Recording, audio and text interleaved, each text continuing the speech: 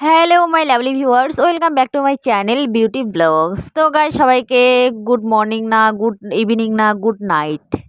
তো এখন রাত্রি বাজে 8টা 8:30 মতো বাজে। তো তোমরা তো জানোই, দেখেছো আমার ব্লগে। তো আমি দিদার কাছে এসেছি। তো যাই হোক, দিদার কাছে এসে আমি তো সারাদিন সেভাবে তো গেল, মানে এসেছিলাম সে বিকালের দিকে। তো যাই হোক, সেভাবে গেল।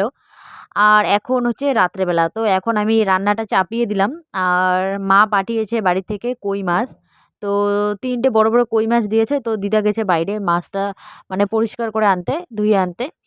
আর আমি তো মাছ কাটতে, মানে আমার প্রচণ্ড ভয় লাগে, কই মাছে প্রচণ্ড কাঁটা থাকে। তো সেই জন্য দিদাকে কাটতে বললাম। আর আমি এদিকে রান্নাটা বসিয়ে দিলাম।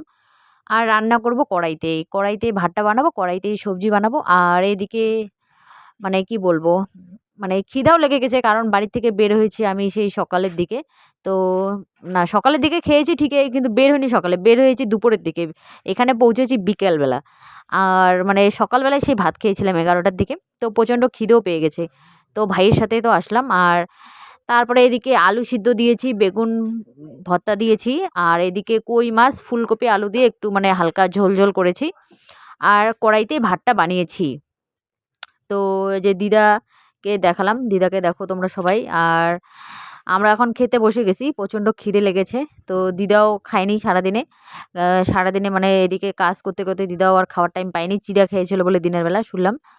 তো যাই হোক, দিনের বেলা চিড়া খেয়েছে, তো ভাত খায়নি। আর এদিকে তো ভাবলাম যে না, তাড়াতাড়ি হয়ে যাক, তাহলে আমরা খেতে পারবো দুজনে। আমারও তো প্রচণ্ড খিদে পেয়েছে, তো সেই জন্যই।